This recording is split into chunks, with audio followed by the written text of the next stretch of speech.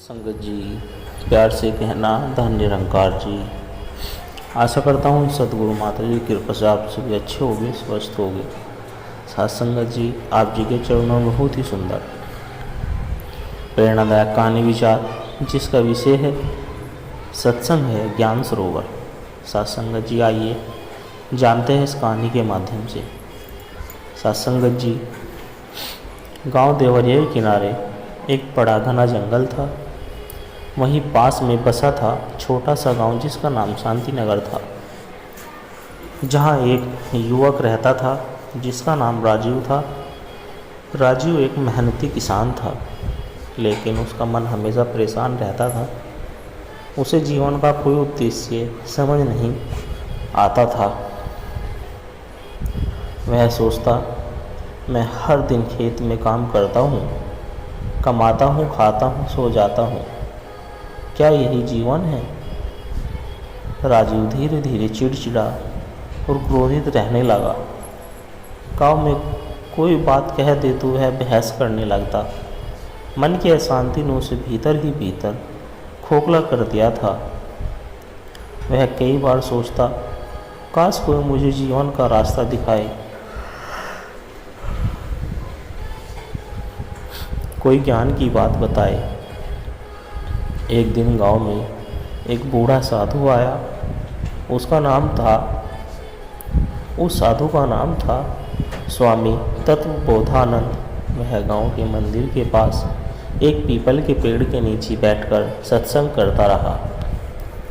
पहली बार में तो राजीव ने उसे नज़रअंदाज किया, लेकिन जब उसने सुना कि गांव में लोग वहाँ घंटों बैठकर सुनते हैं और फिर प्रसन्नता से घर लौटते हैं, तो उसका मन भी खिंचता चला गया। एक शाम वह चुपचाप जाकर सत्संग में बैठ गया। स्वामी जी कह रहे थे कि बच्चों, जीवन एक नाव है और सत्संग उसकी पतवार है। सत्संग नहीं तो जीवन दिशाहीन, अज्ञान में और डूबता हुआ हो जाता है। जो सत्संग से जुड़ जाता है वह ज्ञान सरोवर से अमृत भरकर अपने जीवन को सार्थक कर लेता है। राजीव को ये वाक्य उसके भीतर तक छू गए। उस दिन के बाद राजीव रोज सत्संग में जाने लगा। स्वामी जी की कहानियाँ, उपदेश, रामायण और भागवत के उदाहरण गहरी बातों को सरल शब्दों में समझाते हुए उसके दिल को छू जाते। स्वामी जी बताते, सत्संग आत्मा का स्नान है। जैसे गंदा शरीर जल से धोया जाता है, वैसे ही पाप, मोह और अज्ञान सत्संग से धोए जाते हैं। धीरे धीरे राजीव का व्यवहार बदलने लगा। अब वह लोगों से मुस्कुराकर बात करता, चिड़चिड़ापन गायब हो गया। उसने क्रोध पर नियंत्रण पाना शुरू किया। उसके खेत पहले जैसे ही थे, परंतु अब उसकी दृष्टि बदल गई थी। हर पौधे में उसे प्रभु का अंश दिखता। वह सेवा करने लगा, गरीबों की मदद करने लगा, मंदिर की सफाई और बूढ़ों की सेवा करने लगा। एक दिन गांव में भारी संकट आया। कई दिनों तक वर्षा नहीं हुई, फसल सूखने लगी, लोग घबरा गए। लेकिन राजीव ने हिम्मत नहीं खोई। उसने गांव में सत्संग का विशेष आयोजन कराया, सप्ताह कथा कराई और वह कहता, जब हम ईश्वर का नाम लेकर एकत्रित होते हैं, सत्संग करते हैं, तो वातावरण भी पवित्र होता है और कृपा की वर्षा भी होती है। गांव वालों ने मिलकर 7 दिन तक सत्संग सुना। कथा के अंतिम दिन जब सभी ने मिलकर प्रभु से वर्षा के लिए प्रार्थना की, तो आकाश में बादल उमड़ आए और कुछ ही देर में मूसलाधार बारिश शुरू हो गई। सब लोग चौंक गए। गांव का हर व्यक्ति भावुक हो गया और समझ गया कि सत्संग केवल ज्ञान नहीं, बल, शक्ति और कृपा का भी स्रोत है। कथा के अंतिम दिन स्वामी जी ने कहा, जब भी जीवन में कोई संकट आए मन टूटे, ब्रह्म हो या मार्ग न दिखे, तब सत्संग के ज्ञान सरोवर में डुबकी लगाओ। वहाँ तुम्हें समाधान मिलेगा, शांति मिलेगी और मिलेगा सच्चा मार्ग। अब राजीव स्वयं गांव का एक संत तुल्य व्यक्ति बन गया। वह हर सप्ताह सत्संग कराता, बच्चों को राम कथा सुनाता, युवाओं को ध्यान सिखाता और वृद्धों की सेवा करता। सत्संग जी जीवन, सत्संग जीवन का दीपक है। यह अज्ञान, क्रोध, मोह और अशांति का नाश करता है। सत्संग न केवल सुनने का विषय है बल्कि जीवन में उतारने का मार्ग है। जो सत्संग से जुड़ गया वह स्वर्ग के निकट आ गया। सत्संग जी महानगर की चकाचौंध और खोखलापन। अविनाश एक बड़ा कारपोरेटर अधिकारी था। दिल्ली के पोश इलाके में आलीशान फ्लैट, लग्जरी कारें, ब्रांडेड कपड़े, लेकिन फिर भी उसकी आंखों में खालीपन था। जीवन में सब कुछ होते हुए वह भीतर से टूट रहा था। हर शाम पार्टी, हर सुबह मीटिंग, लेकिन दिल से वही बेजार था। उसे बार बार लगता, मैं क्या कर रहा हूँ? क्या यही जीवन है? एक रात उसने आत्ममंथन करते हुए कहा, मुझे शांति चाहिए, लेकिन मुझे नहीं पता वो कहाँ है। ना धन में, ना रिश्तों में, ना इस दुनिया की चकाचौंध में। एक दिन ऑफिस जाते समय उसकी गाड़ी का टायर फट गया। पास ही एक मंदिर था, वह वहीं बैठकर चाय पीने लगा। तभी मंदिर से बाहर एक वृद्ध साधु आए और उन्होंने कहा, बेटा, तुम्हारी आंखों में ज्ञान की प्यास है। जीवन का जल भीतर सूख गया है। अगर तृप्त होना चाहते हो तो सत्संग का सरोवर खोजो। अविनाश चौंक गया। एक अनजान साधु ने उसके भीतर के हालात पहचान लिए थे। उसने पूछा, सत्संग क्या होता है? साधु मुस्कुराए और बोले, जहाँ सच्चे लोग, सत्य की बात, ईश्वर की चर्चा और जीवन का मर्म होता है, वो सत्संग होता है। वहाँ जाओ जहाँ आत्मा को पानी मिलता है। अविनाश ने निर्णय लिया, छुट्टी ली और उत्तराखंड के एक आश्रम में 7 दिन के सत्संग शिविर के लिए रवाना हुआ। पहाड़ों की गोद में बसा एक आश्रम जहाँ सब कुछ शांत था। सुबह भजन, दोपहर में शास्त्र चर्चा, शाम को जीवन की कहानियाँ। पहले दिन उसे अजीब लगा, न फ़ोन, न इंटरनेट, न कोई शोर शराबा। लेकिन तीसरे दिन जैसी वह कथा सुन रहा था, गुरुजी ने कहा, बाहर की दुनिया में सुख नहीं, जो खोज रहे हो वो तुम्हारे भीतर है और उसे जगाने का साधन है सत्संग। अविनाश की आंखों में आंसू निकल पड़े। इतने सालों से वो बाहर सुख खोजता रहा और यहाँ 3 दिन में उसे भीतर झांकने की राह मिली। चौथे दिन गुरुजी ने महाभारत की एक कथा सुनाई। अर्जुन और श्री कृष्ण, कैसे अर्जुन भी युद्ध से पहले भ्रम में था, लेकिन सत्संग रूपी गीता ने उसे युद्ध का, जीवन का, धर्म का और आत्मा का बोध कराया। हर मनुष्य अर्जुन है और हर सत्संग एक गीता है, बस सुनने वाला चाहिए। अब अविनाश रोज ध्यान करता, कथा सुनता, सेवा करता और रात्रि में अपने भीतर झांकता। उसे अपने जीवन की सारी गलतियां, अहंकार, लालच एक कर करके दिखाई देने लगी। 7वें दिन आश्रम छोड़ने से पहले गुरुजी ने सभी को एक एक सवाल दिया, तुम इस आश्रम से क्या लेकर जा रहे हो? सभी ने उत्तर दिया, शांति, ईश्वर भक्ति, ध्यान की विधि। लेकिन अविनाश चुप था। जब गुरुजी ने उससे पूछा, वह बोला, मैं यहाँ खाली हाथ आया था, लेकिन अब ज्ञान सरोवर का पता लेकर जा रहा हूँ। अब मैं जान गया हूँ कि सत्संग मेरे लिए मंदिर नहीं, मेरा रास्ता है। गुरुजी ने मुस्कुराकर कहा, अब तुम सत्संग को केवल सुनोगे नहीं, जियोगे भी। यही असली ज्ञान है। वापस लौटकर अविनाश ने अपने जीवन को बदलना शुरू किया। अब वह ऑफिस में ज्ञान सत्र शुरू करने लगा, जहाँ कर्मचारियों के साथ रोज आधा घंटा जीवन दर्शन, नैतिकता और आत्मचिंतन पर चर्चा होती। उसने हर रविवार गरीब बच्चों के लिए सत्संग की क्लास शुरू की। धीरे धीरे लोग जुड़ते गए। वो जो भी अकेलापन और खोया हुआ था, अब हजारों लोगों के जीवन को रोशनी देने वाला दीपक बन गया।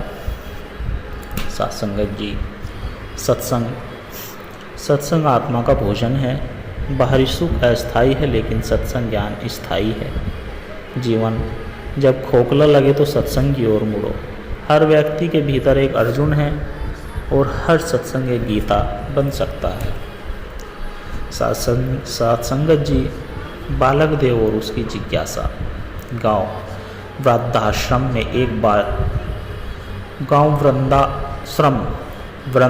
में एक 12 वर्षीय बालक रहता था, जिसका नाम देव था। वह बचपन से ही थोड़ा अलग था। जहाँ दूसरे बच्चे खेलते, वह मंदिर के पास बैठकर साधुओं से प्रश्न करता। और प्रश्न उसके कुछ इस प्रकार थे, जैसे भगवान कहाँ रहते हैं, सत्य क्या है, जीवन का उद्देश्य क्या है। लोग कहते यह बालक साधारण नहीं है। एक दिन गांव में एक घुमंतु संत आए, स्वामी अच्युतानंद। उन्होंने देव को देखा और उसकी आंखों में जिज्ञासा की आग पहचान ली। उन्होंने कहा, बेटा, तेरी आत्मा ज्ञान की प्यासी है। चल, मैं तुझे एक ऐसा स्थान बताता हूँ जहाँ सच्चा ज्ञान का सरोवर सत्संग है, जहाँ जाकर तेरे सारे प्रश्नों के उत्तर मिलेंगे। देव ने नमन किया और संत के साथ व्यास सरोवर आश्रम की ओर यात्रा शुरू की। व्यास सरोवर आश्रम हिमालय की तलहटी में बसा था। वहाँ सुबह से लेकर रात तक सत्संग चलता, महापुरुषों की कथाएं चलती, वेदों के श्लोक चलते, रामचरितमानस की चौपाई चलती और साक्षात जीवन बदलने वाले प्रसंग भी चलते।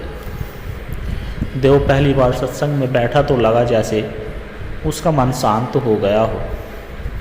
संत बोले, जिस तरह नदी सागर में मिलकर स्थिर हो जाती है, वैसे ही मन जब सत्संग रूपी ज्ञान सरोवर में डुबकी लगाता है तो वह स्थिर, निर्मल और शांत हो जाता है।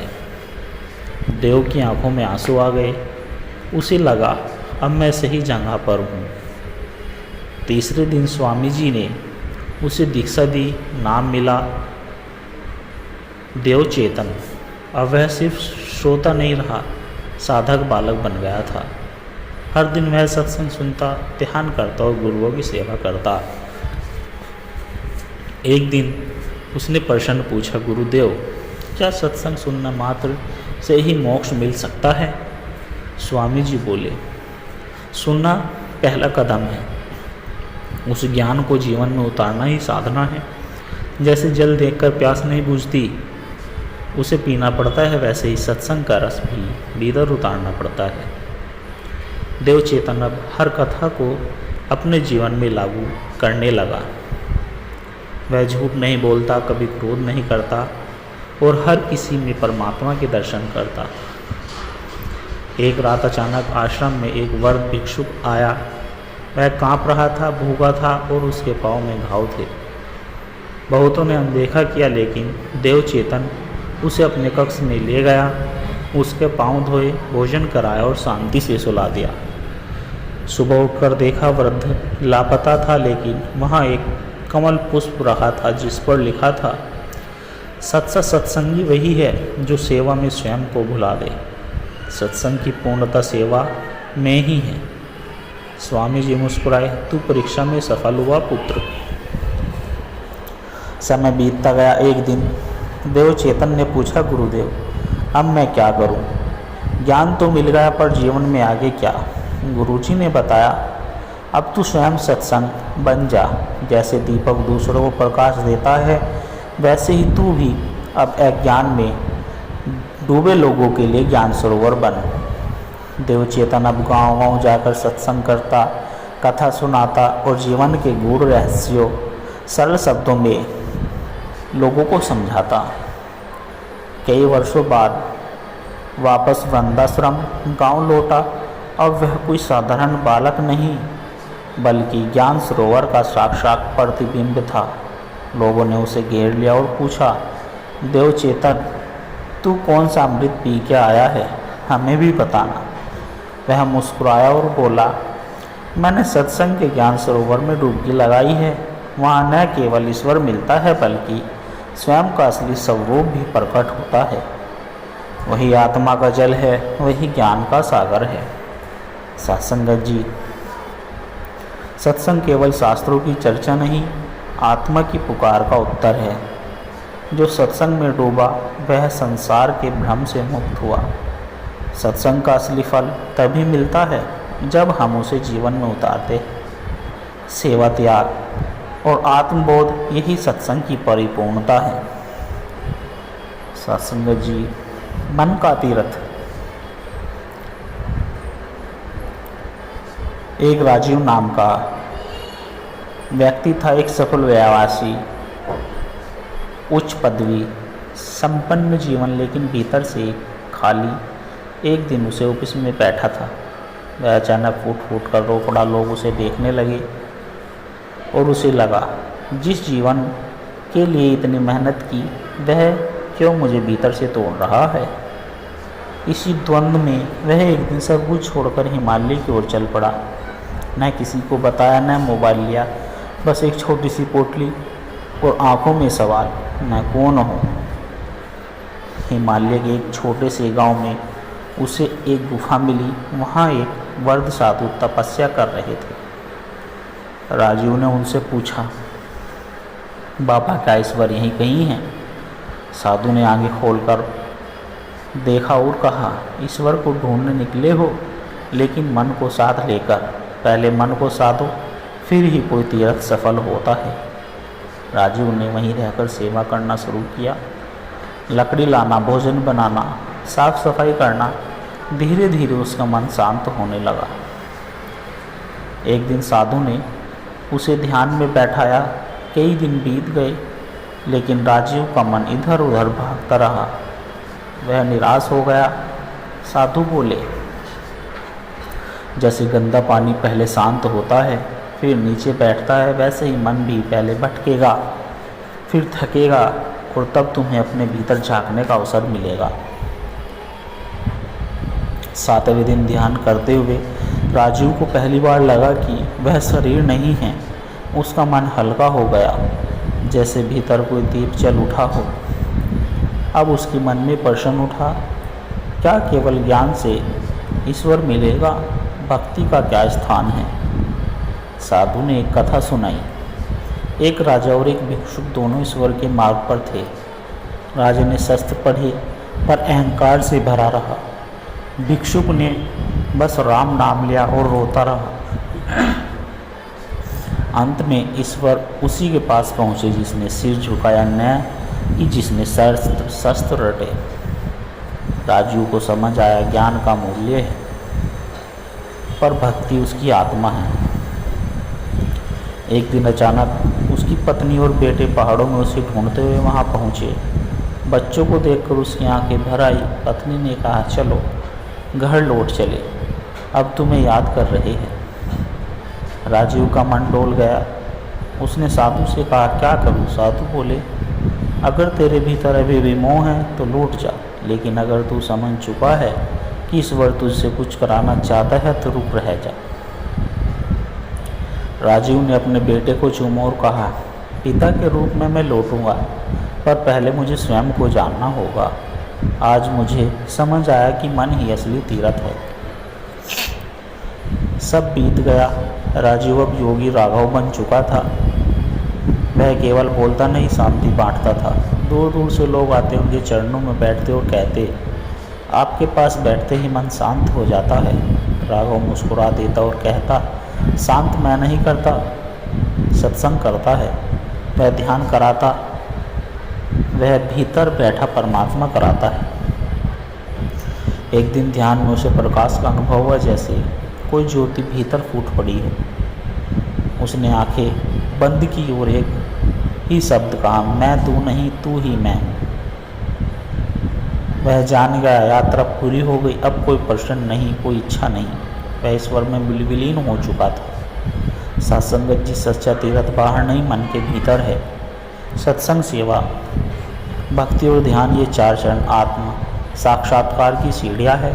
जब मन स्थिर हो जाए तभी ईश्वर स्पष्ट दिखाई देता है। ज्ञान से समझ और भक्ति से अनुभूति होती है। सत्संगत जी दास के द्वारा कहे गए प्रेरणादायक कहानी विचार यदि आप जी को अच्छे लगे हो तो लाइक करें, कमेंट करें और शेयर करें और दास के चैनल सोना इंस्पायर विचार को सब्सक्राइब जरूर कर दें और दास को आशीर्वाद दें कि हर रोज़ आप जी के चरणों में ऐसे ही एक प्रेरणादायक कहानी विचार लेकर आता रहूं। सत्संगत जी प्यार से कहना धन निरंकार जी।